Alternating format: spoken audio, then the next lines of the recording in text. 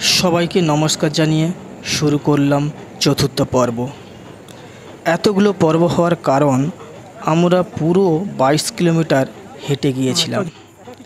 হেঁটে গেলে একটা সুবিধা আছে, যেখানে যেরকম মনে হবে সেখানে দাঁড়িয়ে আপনি প্রাকৃতিক সৌন্দর্য অনুভব করতে পারবেন। কিন্তু ঘোড়ায় বা পিঠুতে গেলে সেই জিনিসটি পারবেন না। কোথাও হিমবাহ দেখলেন, সেখানে নেমে কিছু ছবি তুলবেন বা তার উপর কিছুক্ষণের সময় কাটাবেন, সে হবে না।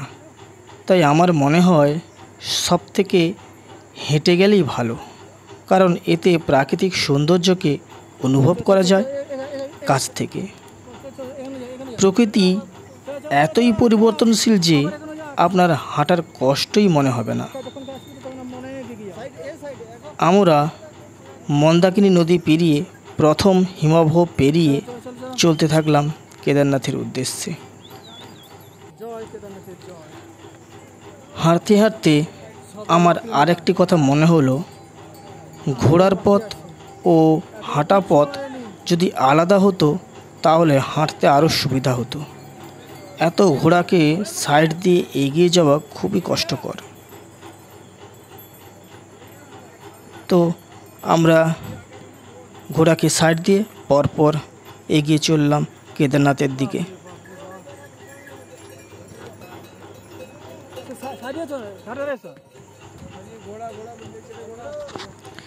আরও একটা জিনিস আমরা অনুভব করলাম, এখানকার আবহাওয়া খুবই বিচিত্র।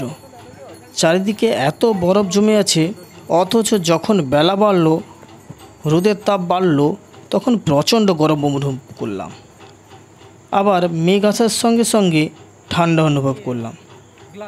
আবার যখন বৃষ্টি হলো তখন এতই ঠান্ডা যে বাইরে দাঁড়ানোর উপায় নেই, হাত পা ঠান্ডায় জমে যাচ্ছে। সত্যিই এক প্রকৃতির বৈচিত্র্য। চলুন এই প্রকৃতির বৈচিত্র্য দেখতে দেখতে আরও কিছু পথ এগিয়ে যাওয়া যাক। দেখে আসবো, চলো তিনজনের একসঙ্গে যাবো। তো পুরোটাই ঝর্ণা ছিল, পুরো একদম জমে পড়ে। অপূর্ব অপূর্ব অপূর্ব। চল চল চল চল চল চল চল চলো চলো চলো, আরো উঠতে হবে। আবার কিছুটা গিয়ে ফটো তুলতে হবে। তো ব্যাগ হলে এগুলো কি হয় তো।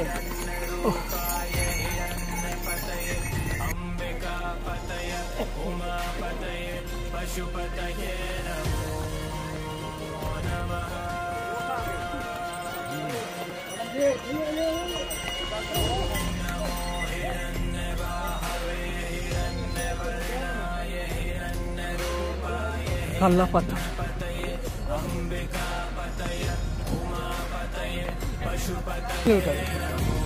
চলো, 1.5 কিলোমিটার রাস্তা।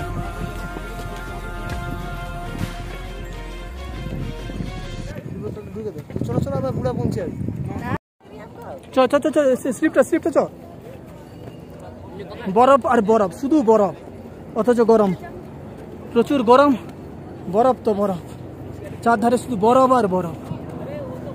বরফের দেশ, অথচ বরফের দেশেও প্রচুর গরম। চারধারে বরফ, তার বরফও গলেনি কিছু না, অথচ শরীর প্রচন্ড গরম। তা উঠে স্লিপ খাবি না রে,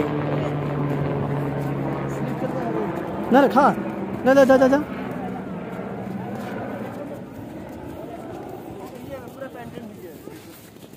না ভিজবে নি।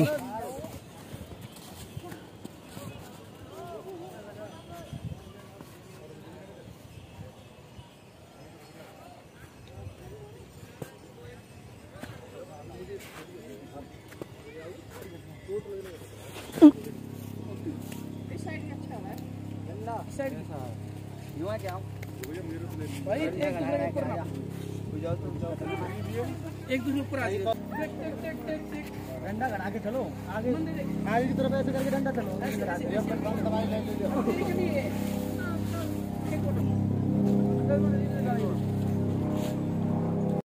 ये तो बिल्कुल रुक के आया, मैं अभी स्पीड पे ना अभी ना छोटे बड़े काट को ये काट तक है 50 7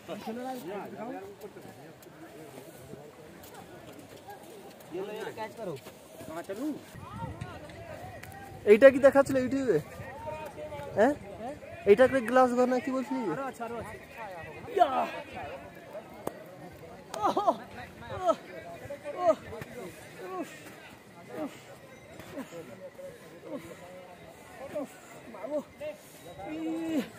হাত কলাপস হয়ে যাচ্ছে বাবরে।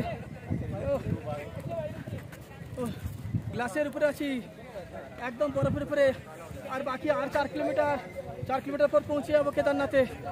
আর একটুখানি বাকি আছে কেদারনাথ পৌঁছতে, কেদারনাথ মন্দির পৌঁছতে আর 4 কিলোমিটার বাকি আছে। তার মধ্যে বরফের উপরে পুরোটাই ঝর্ণা, এটা একটু বরফ নয়, পুরোটাই ঝর্ণা। ঝর্ণাটা পুরোটাই বরফ হয়ে জমা হয়ে গেছে, পুরোটা জমা হয়ে গেছে।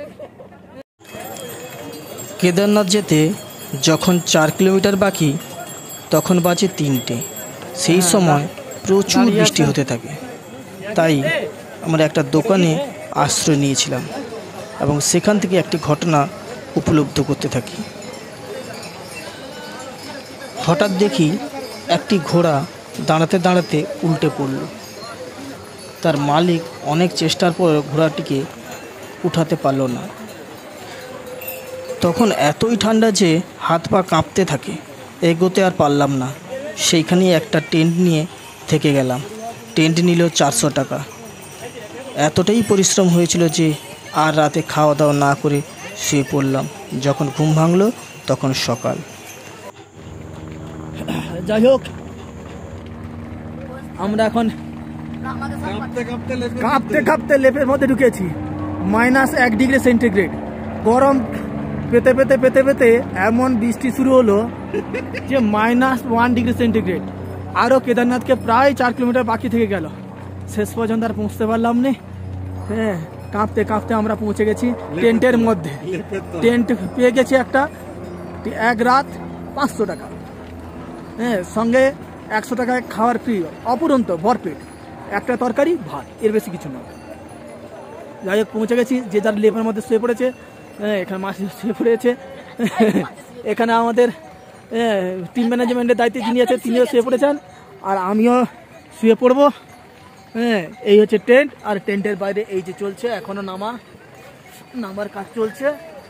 ঘোড়াতে প্রত্যেকে নামছে, এখনো বৃষ্টি পড়ে চলেছে।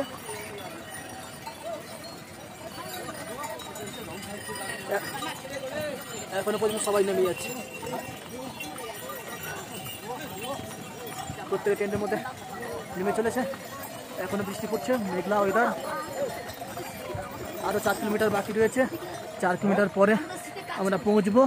যাই হোক, আজকে এই টেন্ট মধ্যেই আমরা সবাই শুয়ে পড়লাম। এক বেলা কি 1 ঘন্টায়? এত কিছু করলাম তাও কাঁপাই।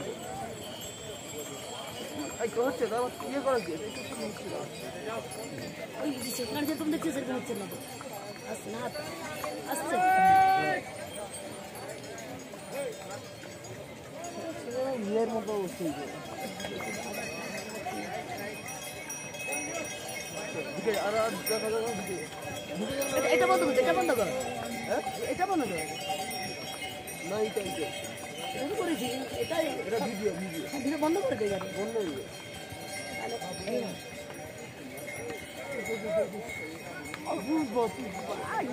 এইখানে পয়সা পাচ্ছি, কিন্তু এইখানে ভাই ভালো রাস্তা,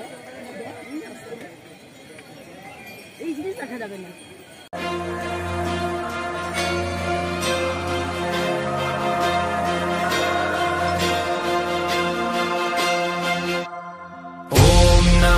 हिरण्यबाहवे हिरण्यवर्णाय हिरण्यरूपाय हिरण्यपतये अम्बिकापतये उमापतये पशुपतये नमो नमः।